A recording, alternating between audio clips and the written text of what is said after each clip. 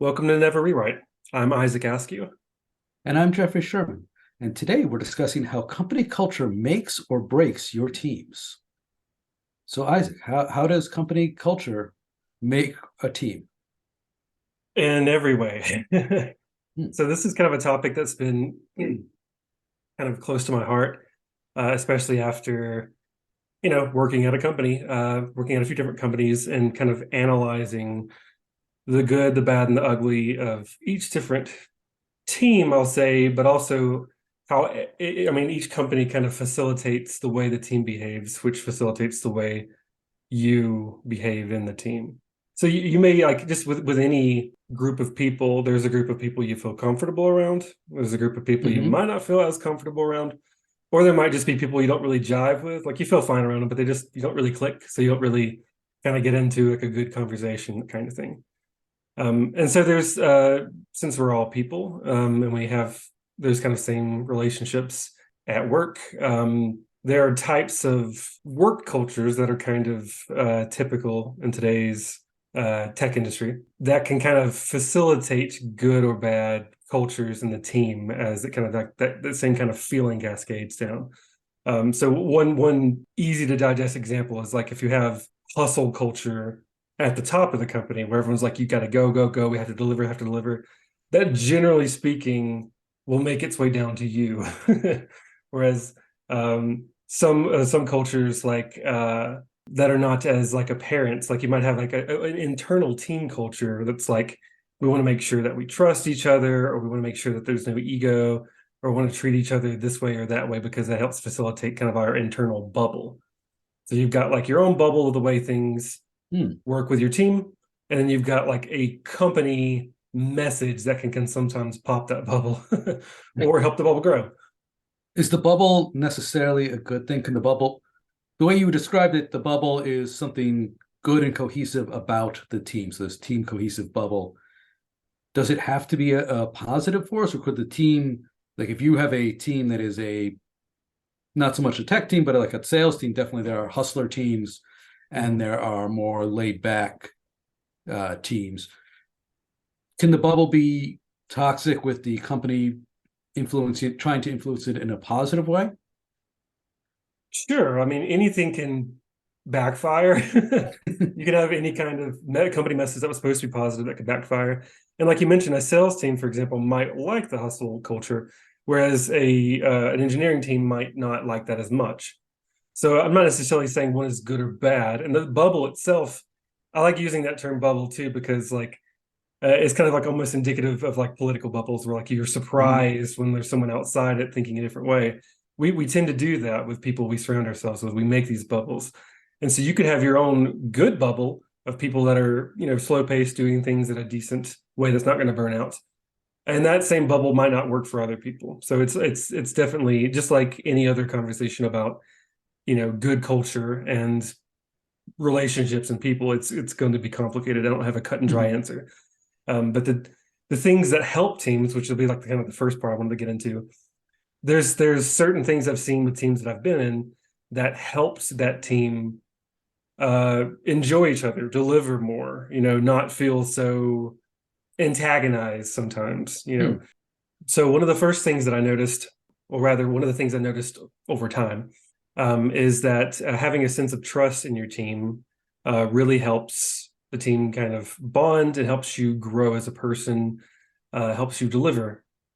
So what I mean by sense of trust is like one of the subcategories I have here for sense of trust is being able to make mistakes. So you need to be able to make a mistake on your team, push bad code, do something dumb, and for it to be like a learning experience, not just something where people jump on you and antagonize you. So you need to trust that basically your colleagues have your back. Um, Now, is that because that's an interesting point? Because I could see if you've got a team that's very high in trust, and I mhm. happened to see this at a place, which is why it immediately came to mind. We're like, oh yeah, yes, we trust, and bad things happen, and we trust, and we're not going to get all uptight about it. But outside the bubble, everybody was looking at this team like these people just push shit code continuously, and then they high five themselves for trusting each other and not getting upset that they've totally broken everything twice this week. And so trust becomes an excuse to not do good work. It goes Sure. back to the company culture where, we've got trust, and then that trust becomes a way to avoid responsibility. That happens in bubbles. Absolutely. I've definitely seen a couple of teams do that. It's really funny. The concept of people high-fiving each other as they do terrible things is pretty, it's real. But I think that your bubble of your one team is also inside of a larger bubble of a managerial team.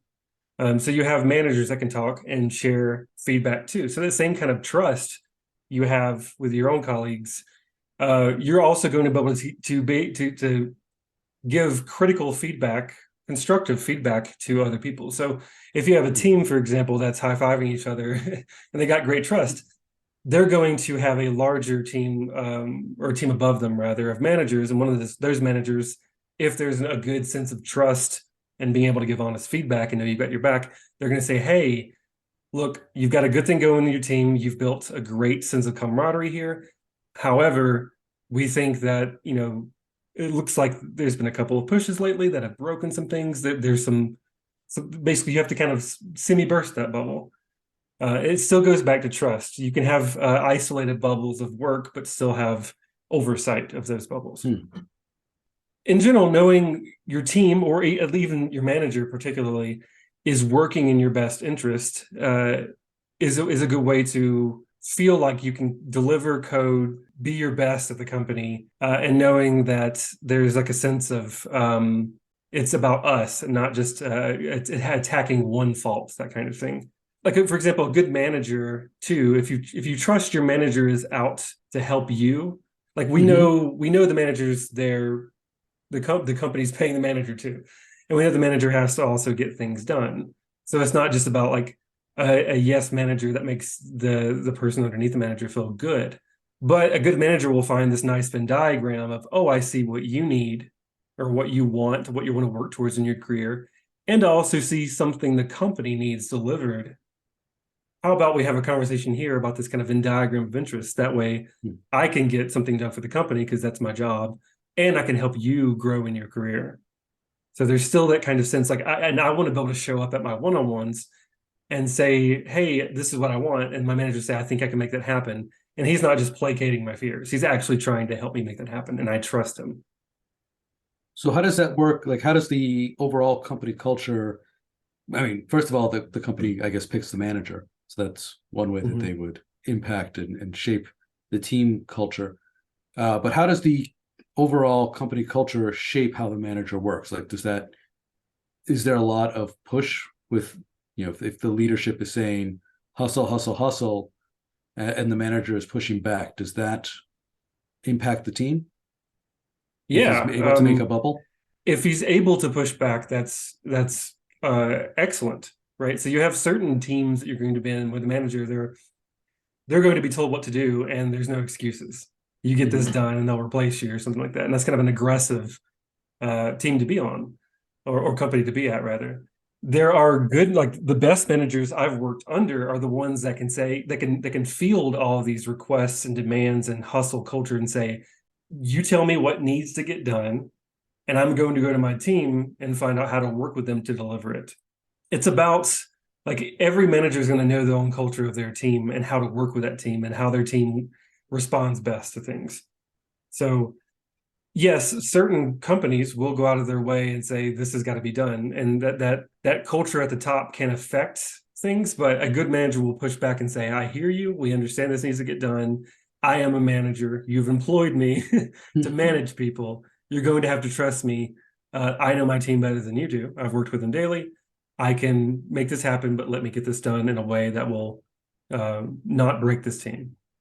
You've described less than 50% of the managers I've worked with over the decades. Which is sad. Far less. Well, also too, like there's a cliche that people don't quit their company, they quit their manager. And I feel like that's been true in almost every case. So still being able to build trust, being able to have honest feedback with somebody, or even the manager being able to be somebody who can hear you and listen to you and actually go, Mhm. there's sometimes there's just bad, awful people to work with. And that's something too that's like you can't really push past that, unfortunately. So you have to be able to collaborate with people, and that still requires a sense of trust. And another thing Let's underneath, oh, go ahead. well, can we dig deeper on that? Because I think that's an Sure. interesting.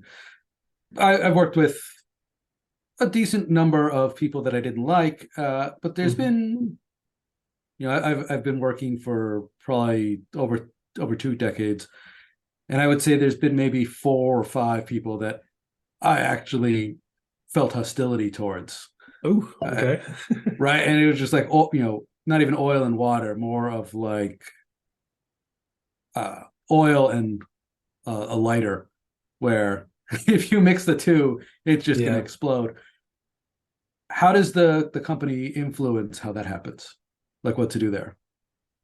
Well, I don't know if the company can in this case. If we're talking about the company as like the overarching Well, presence. the company culture, right? So if you've got Yeah. a company culture that's hustle, Hmm. and you've got two people who are combustible together, well, when you have a company that's hustle and you have two people that are combustible, the typical thing I see is you put them together until one of them combusts, and then you are left with the other.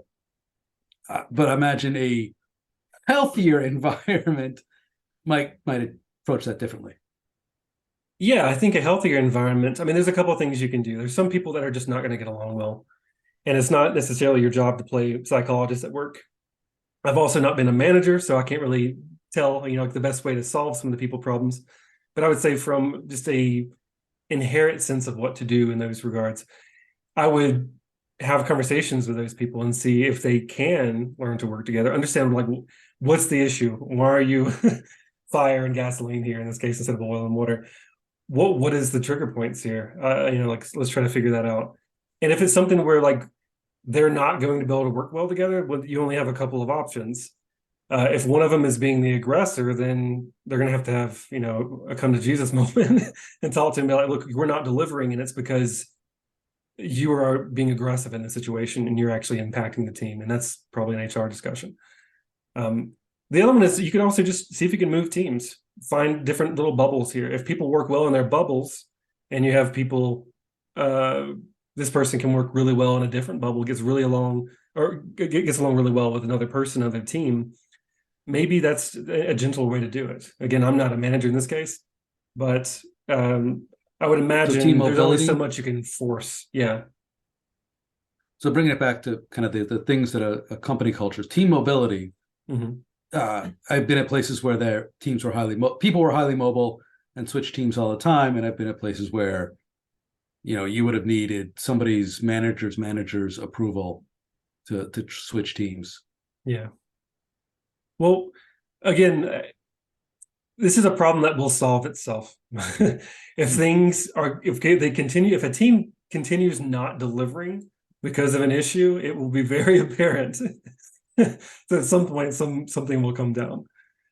So the Well, actual, I'm gonna. So what if you have a team and you have one highly productive Mhm. asshole and a team full of people who are frustrated by the asshole, Yeah. but the leadership's like this is your 10x engineer here, to use a cliche, and Mhm. it's more of they're like a 15x, and you could literally get rid of the rest of the team, and it would still be more delivery than if we got rid of the asshole. Mhm. How does and then company culture, but whether or not they're willing to pull the trigger on that asshole, typically they're not. Oh, well, again, I mean, it's my conversation is more about the aspect of what makes teams work well together and not work well Okay. together, not necessarily the decisions of what to do when they don't. So in this case, yeah, if you have a 15x engineer, which I hate how cheesy that term is, and It's they're so cheesy. actively making the rest of the team miserable, like you're going to have churn in your team. Someone's eventually going to have a breaking point and leave, and then you're going to sour the entire experience. So again, the actual things to do for those teams, I've not been in a role where I can tell you directly or give the listener the best advice in this case. All I know is that I have seen what happens, and the people leave. People get angry. People complain. There's like you don't deliver your team. I mean, yeah, there one person can deliver for the rest of the team, but in the end, other people on the team still like it's noticed that their pieces aren't being delivered. They're getting angry. They're not showing up to work. They're looking for different jobs. You're going to find you're still going to see an impact there. So Okay. that brings me to actually the last point here is being able to own failures at a team. You don't want a single point of failure. You don't want a 10x engineer or 15x engineer. If they're the type of person who's an asshole, like this straw man that we're inventing here, and yeah, let's say they're exceptional and they have just ego out the roof. They don't take feedback well. They don't take criticism well. I think the way they do it is the best. And they build everything. Then what happens when they leave? What happens when they're on vacation? Mm-hmm. We think about bus factor here. Like what happens in those cases? If they don't show up, and then the rest of the team is left to pick up and oh well, so and so is out. You have to do their work, and they haven't seen any of their work. They don't know how any of the processes work. It's a single point of failure. You create just a soured mood for the entire team because one person is too probably afraid when it comes down to it from the psychological perspective to share their experience with the team, to share their work with the team, their processes. Um, you don't want to own like you want to own every failure as a team. So if something goes wrong, it's Mm-hmm. not just one person's fault. And you want to own the successes of the team. You don't like, oh, this 15x engineer, thank you. Everyone bow down to this one person on the team who has carried us to the heights of heaven here. So setting up cultures like that, that's when people talk about a toxic culture, that's Mm-hmm. how you create it. You let someone's ego or 10x engineer, you let that sit there until they end up being that single point of failure. Because once that happens and shit hits the fan, and no one can pick up those pieces, you have tons of people on call that can't figure it out. You have people working extra. You have extra burnout. It all cascades from there. I remember old man telling stories here. I remember being on a team once where he wasn't even anyway, a very egotistical person. And I'd been hired to reduce the bus factor from, 1 to 2. So my job was there so that if something happened, I could help keep the things running. And he viewed Mm-hmm. me as a threat. Oh, Uh, really? well, because he was a big egoist and he threw his weight around. His typical response when he didn't get his way was, "Well, I'm going to quit." And so the first time he heard that, I was like, "Wow, that's pretty childish." And the second time I heard him say it, I was like, "Wow, you got to fire this guy." And they didn't, and so I left the team after about 9 months. So I was like, I'm done with this Yeah. because there was never going to be any way I could get in because he was actively working to keep me out. Like my job was to be able to support and or replace him, and he was actively keeping me out because he didn't want me to be able to replace him because that would make him replaceable. And I remember I did my exit interview, and they're like, "Well, why are you leaving?" I'm like, "Well, you hired me to, be this guy's, counterpart and or replacement, and he views me as a threat, which I guess I get because he's a total tool.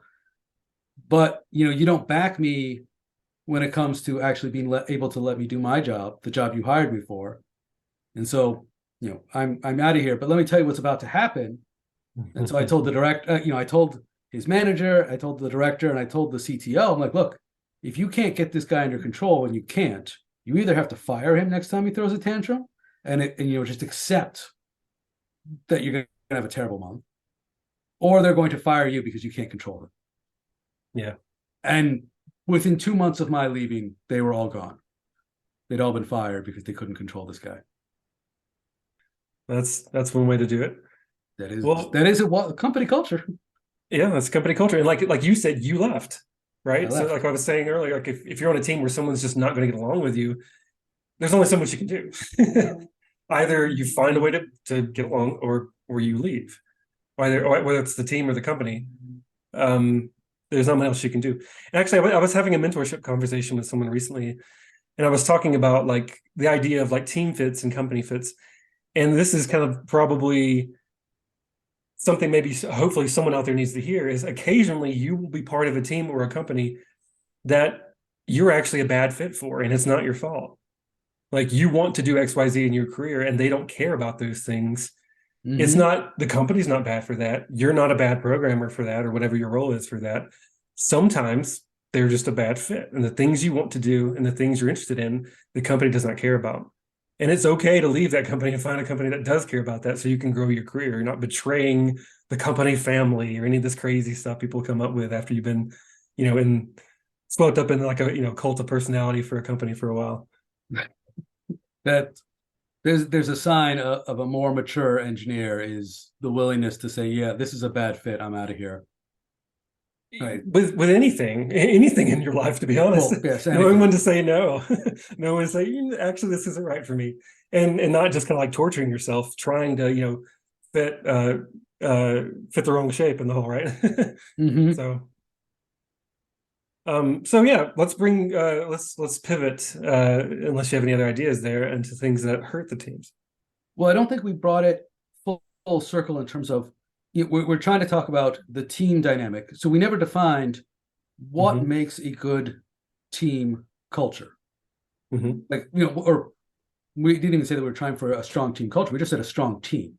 Like Hmm. what are the properties of a strong team? You said Got that it. they're being able to make mistakes, knowing that your manager has your best interest, Hmm. non-judgmental code review. Like, okay, having a team where it's basically a safe space where you can, you're safe to make mistakes, you're safe to do experiments, you have support for when things go wrong. Those are all things that make a great team. We touched on some things that companies can do Yeah. to help or hurt those. But do we leave anything on the table about what else goes into a good team for what we're talking Yeah. about? So I want to be clear too. It's not necessarily I'm saying that we just need a safe space for engineers because like you were talking about with the whole bubble of people high-fiving each other and not delivering, you still need to be challenged. And so that's why my first subcategory there was like a sense of trust. And that also goes into not just people having your back, but people being able to give you honest feedback and you trust they're giving it to you because it's valid feedback and not just something passed down from leadership or not some kind of bullshit response or whatever. Someone can come to you and say, I think you need to work on this or we need to work on that. So that way you can actually improve as a team because you do need to get checked by other teams, other people, so you can grow. It's not just a bubble in the worst sense of it, where everyone believes the same thing, because you still need that diversity of thought. And that comes from outside your team as well, right?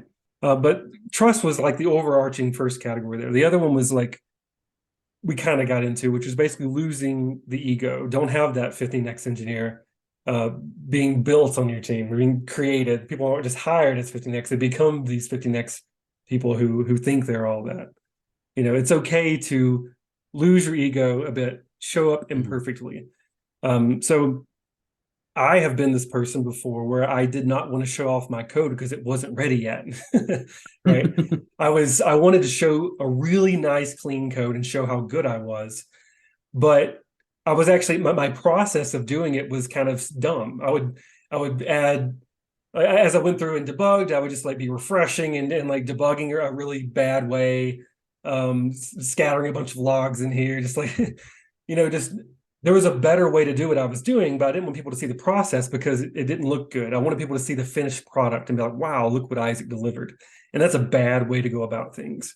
Mm. Um, because if you let others see your ugly coding process, which a lot of times that's facilitated by pair programming, you can get feedback from people like, whoa, I see you're doing this way. And not just that that's stupid. Why are you doing it that way? Which would be the bad judgmental way of approaching somebody, but say, hey, I've noticed this repetitive task that you're doing here. I actually use this tool for that, Hmm. or I use this thing over here for that. This is my method of doing it.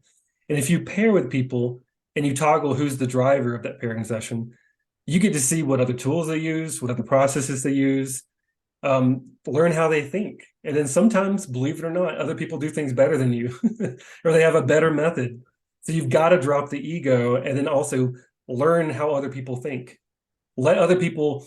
This is an important one too, where even if you know better as a senior, if you see a junior do something a different way, don't say it's wrong. let them have their own experience, let them make their own mistakes, assuming it's not anything terrible, assuming it's just another solution to the problem. Right. Let Something you people don't do like as that. much. Yeah, maybe you don't like it as much. Don't just tear them down. Be like, oh, that's an interesting solution, because it's another creative thought. You want the diversity on your of thought on your team because you don't want everyone thinking exactly the same, having the exact same answers to the same problems. That would make a lot of your project management or your ideation, I guess is the term for it, very boring if everyone had the same ideas and the same solutions to a customer's problem. You want people to suggest whimsical things, dumb things. Like, let people have that kind of freedom to know I can suggest the first thing that comes to mind and someone's not going to tear me down for it. Or even if it's something funny, just laugh about it as a team. It's fine. So lose the ego, pair with people to learn how other people think. Pairing doesn't have to be just a programming thing. If you're a programmer, it could just be work or shadow under somebody. If you're a project manager, shadow other project managers. If you're a manager and you want to and you see how a senior manager works, shadow them. Just learn how other people think. Get outside of the context that you know best about this role. Put yourself in the learning role again. Okay. So if you're on a team and it's a good team, Mhm. um, what are the or let's take that back. Let's go the other way. You're on a team and it's a bad team, Okay. right? There's low trust or whatnot. What are some things you can do to help improve it, to get a transformation from a bad team to a good team? I mean, obviously we covered that you could switch teams, switch companies, but if you like the company or you see hope, what are some things you can do to improve the team? I feel like that kind of goes back to the concept of pairing. Mm-hmm. So the first thing you need to do is get your team to communicate with each other. I think a lot of times teams don't get along, or they're bad teams, for the lack of a better word. It's because they kind of isolate into little areas of things to work on.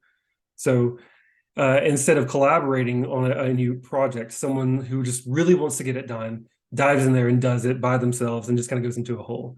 And that's fine to do. I'm not saying everyone should always be pairing with people at every moment. It's fine to Mm-hmm. do that. But I guess what I'm getting at is communication. Pairing is just another way of saying communicate with your team. You don't want to be a team of people that just says during stand up what you're working on, and then everyone disappears into their own holes, because then you're not That's not a sharing any of that team. knowledge. That's not a team. It's just like a loose collection of people tied together by a daily stand up, right? Right. So that would be the first thing. Communicate.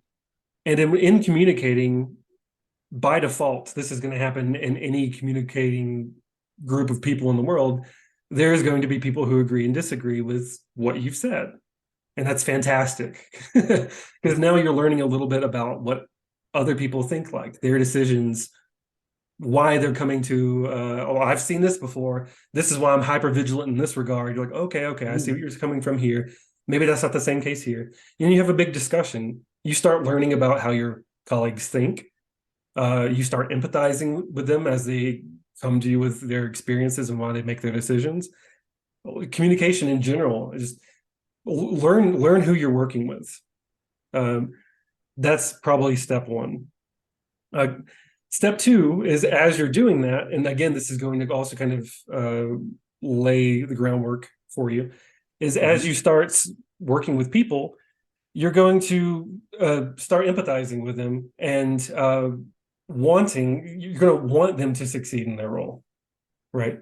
You're going Mm-hmm. to, like, if there's anything that goes wrong as your team after you become a team, it's just like you can imagine, like when you have like a squad in the military or something, and they're all like a band of brothers and whatnot.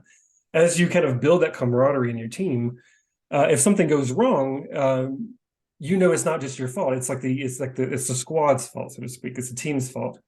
So you're going to end up working, like, especially as you start including people. Like, again, if you're in your own bubble, you don't include people even in your own code reviews. You might try to just like sneak stuff in. You want to tag people in for peer review, for code review. And if people approve that and sign off on that, then it's the team is owning that success or a failure as a group, because they all signed off on it. So you want to communicate, you want to build trust with your team, learn who you're working with, empathize with them, understand their decisions, and then whenever things go wrong, have their back. Be that same person that you'd want for you if something went wrong and you knew it was your MR that merged that broke production. Someone come in That like, never oh, that happens was to us. me Yeah. every day.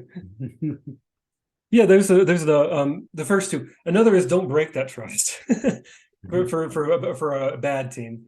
I've definitely, and I'm not joking when I say this, I've had a manager before where I've confided a one-on-one about, oh, these are my concerns, these are things I'm working on, these are things in my career that I'm worried about. Here are my colleagues that I'm having trouble working along with. And they've gone and told other people my personal one-on-ones to other people, and kind of broke that trust around them. So like I knew that if I confided in this person, my concerns would end up being scattered across other people. Or even if I had criticisms of people on my team that I was like trying to figure out how to work with somebody, they would just go and blab to the other person about it. That's not a great situation. You've broken the trust in that regard. I can't come to you and be my honest self because I know that you're going to tell it to anybody else, rather than it being like a confidential thing. I can't be really honest about my feedback with somebody because I know another person's going to be hearing it, and it's not just you. I once had a highly overreactive manager, and I confided in him how frustrated I was by somebody. He's like, "Well, then let's just fire him." I was like, "Whoa, let's not go Right. that. That is not. A little This too guy far. needs coaching, not firing." Maybe they But came from a company where they had to keep doing that to people. A bad and culture. at that point, I couldn't confide in the guy anymore. I'm like, I have no idea how off the handle you're going to go off of anything I say. Yeah. Uh, and I am one to speak in hyperbole, which it's just going to make things much, much worse. Or what was our main question here? It's just ways teams are bad. Ways that you can transform your teams. Transform teams. Yeah. Right. So it's building the trust is the way to transform a bad team to be better. Mm-hmm. And it sounds like breaking the trust is a way to take a good team and throw it in the toilet. Mm-hmm. It seems like everything we're saying is around trust. Yeah, well, a ton of it is around trust for sure. However, the main company culture, so to speak, of like things like hustle and grind culture can also be something that can break the team, even if the team trusts themselves. So pushing people until they break turns out is not very sustainable. Right. So, and this is going to sound interesting, I guess, but one of the ways that you can actually help prevent, well, I guess we can still dive into the hustle grind culture part. The manager should be somebody still fielding some of these requests that come in that are like pushing people to hustle, right? And so that can only happen if you like they're providing the shield for you. As engineers, you still have to go in and write, now that you've had time bought for you and you can deliver in a sustainable way that's not going to burn you out, you still have to code quality code that's code you would be willing to commit and know that it's going to not ruin the lives of your coworkers should you have to disappear. So you still have to be thoughtful on how you deliver your own code, and consider, like, even if like the faster you deliver code and the faster you're pushed to deliver code, the buggier it's going to be. You're not going to think about it as much. You're going to miss a couple of things. You're going to miss some edge cases. You're going to miscommunicate because you're in a rush. And then that code, when it fails, someone has to be on call to fix it, especially if it's very important. So that when that happens, someone's on call, they work extra hours than they anticipated. That ruins their next day because they worked longer, or depending on the nature of the disaster, could cause much more than just a couple of hours of work. So that's going to cascade too. So that hustle and grind culture, I understand what people say when we read these colorful LinkedIn posts about, I did this today. I woke up at 4 a.m. I got that. I got this, all this stuff done. You got to hustle, you got to grind to get things done. And that's why I'm a millionaire. You see all these kind of things like that. I don't see those in mine. Oh my gosh. I must not follow the right, or you must follow the wrong people because I must. I don't see No, that. no. It is not just a my feed LinkedIn meme. It's like there's subreddits about like how cringeworthy some of these posts are. It's a thing for sure. The one I get a lot is the father tells his daughter to sell the car to like a used car shop and like collectors, blah blah blah. You know, it's trying to talk to the value of specialization. And I read it, I'm like, God, this guy's a shitty father. I haven't seen that one. All right. Another interesting thing that I've noticed is documentation is incredibly important to the culture of teams. I know it sounds kind of interesting or silly, but or maybe I'm wording this kind of colorfully when I say it this way, but I think every day you don't have documentation for either your feature or a process that you do, you're like actively hurting your team. So I'm gonna put that powerful statement out there because you I put used to call it a unnecessary. tax. Oh yeah, go Not ahead. writing documentation is a tax on the future members of your team. Like, oh, I don't need to write documentation. If somebody has a question, they can just ask me. No, no, no. Asking is a tax.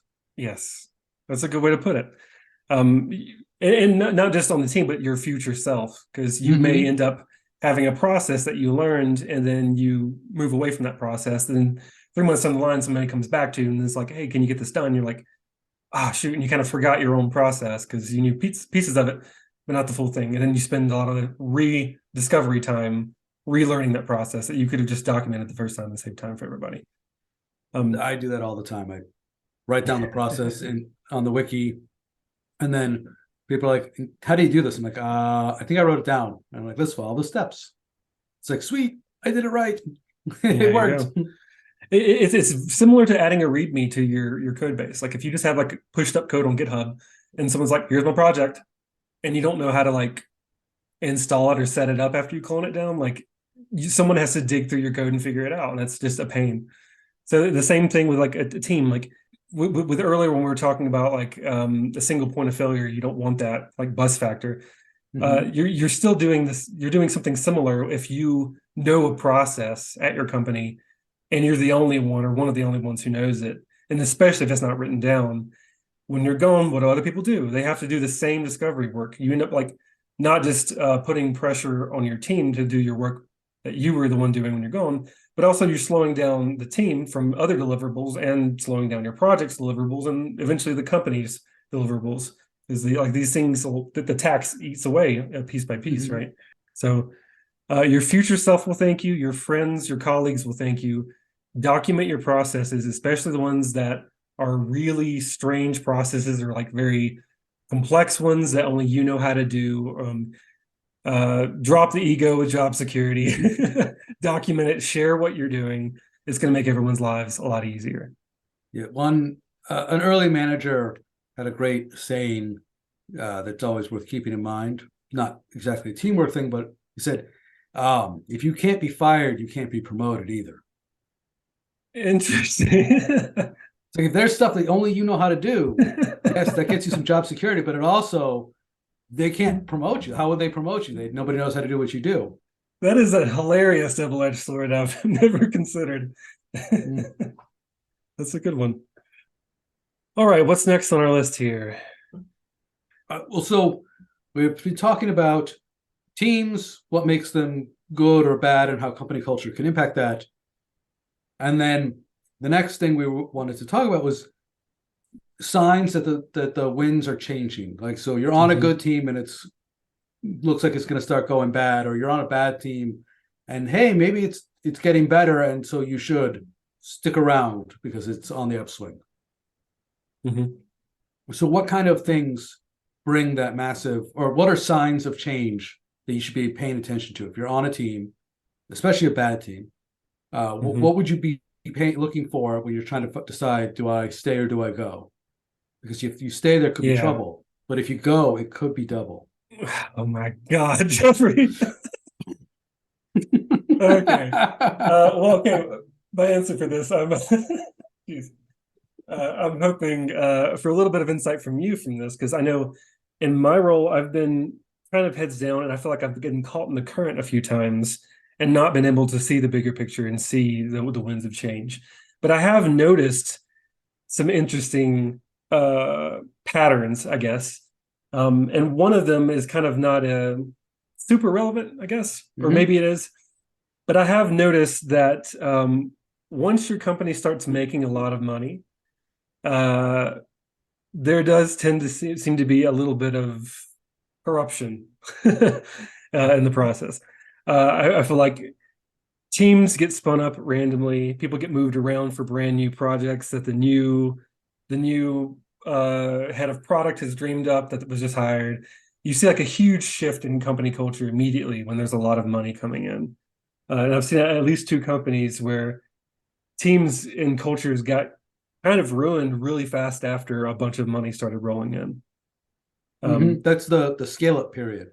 So you have mhm, some company, in the startup period, you are highly cash constrained and you're limited to building off of the things that are most important and most necessary to get going. And then at some point you hit the inflection, either mhm. you get a ton of venture capital based off of what they think you're going to do, or you're just making money, right? You've got that product market fit and you're making money, and the money's rolling in. And so they go on a hiring spree because they want to go public.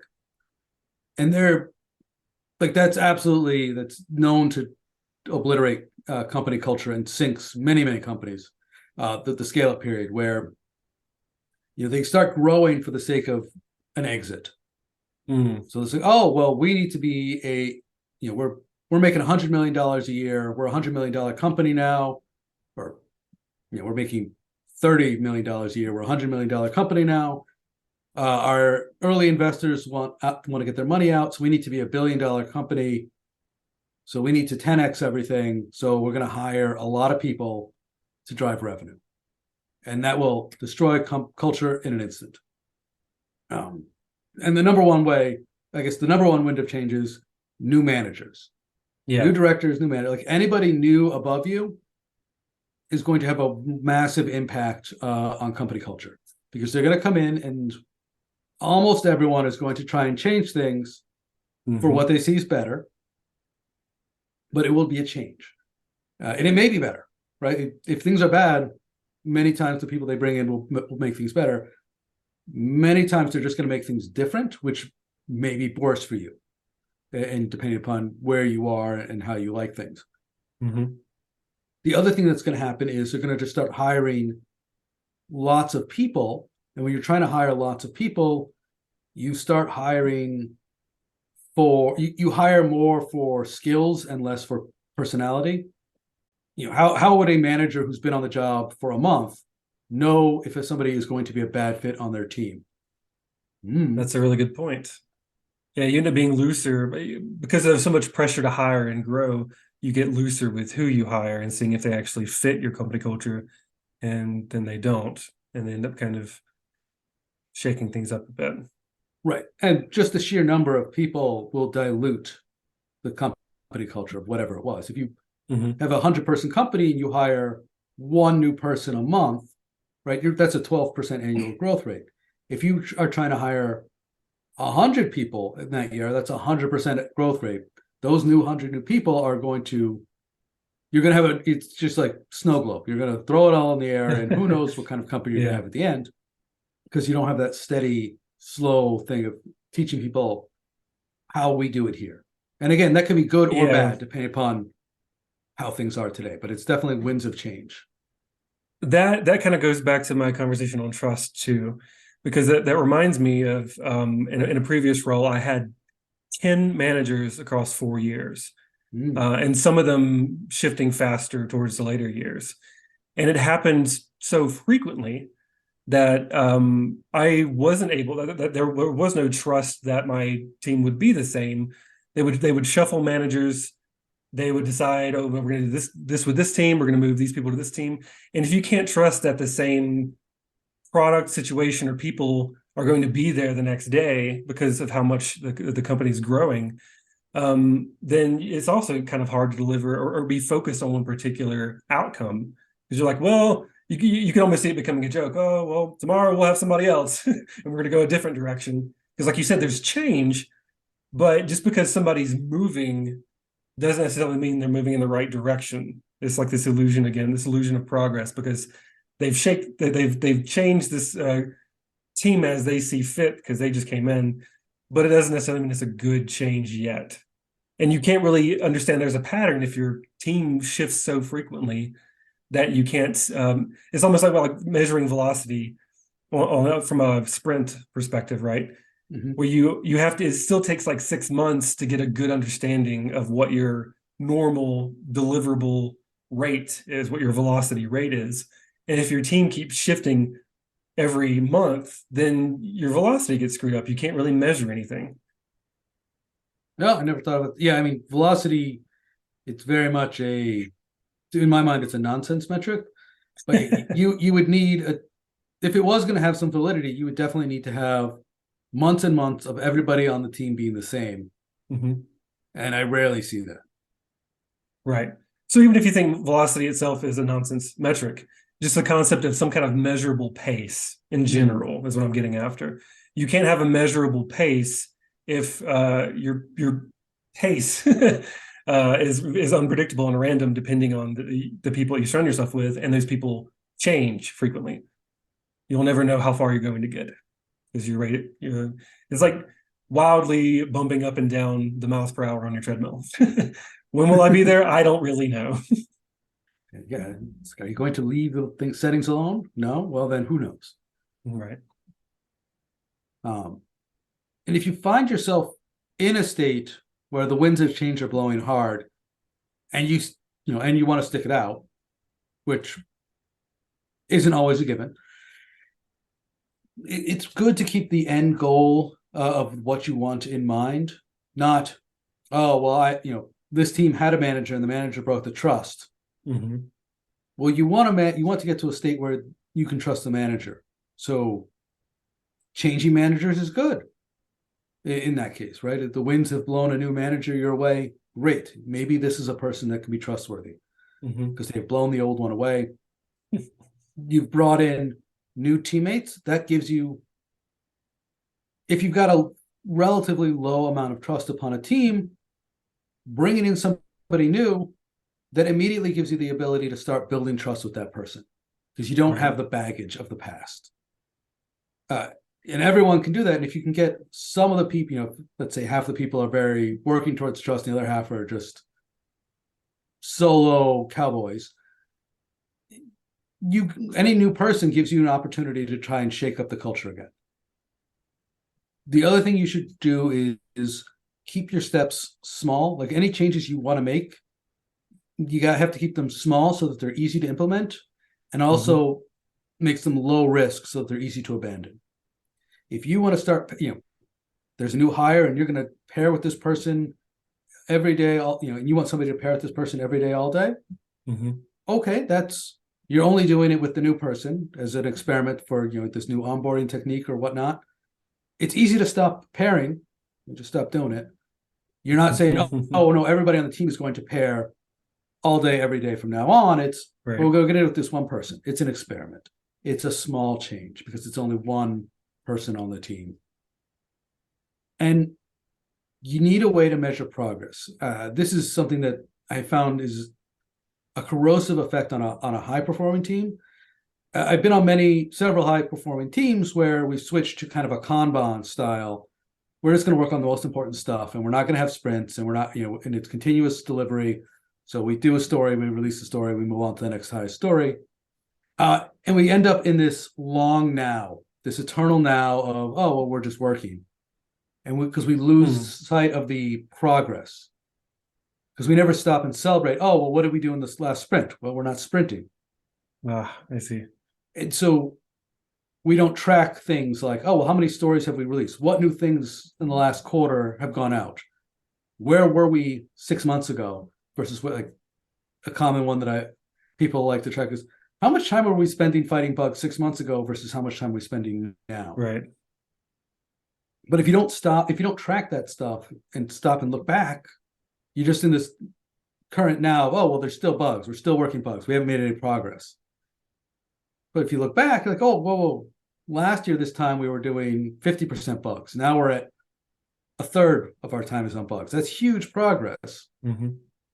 But there's still a lot of bugs. And so that incremental change, you lose it if you aren't measuring and watching for it. Got you. You don't want to use velocity to measure your progress? I'm just kidding. You could use velocity, but I mean, how about acceleration and deceleration? Yeah.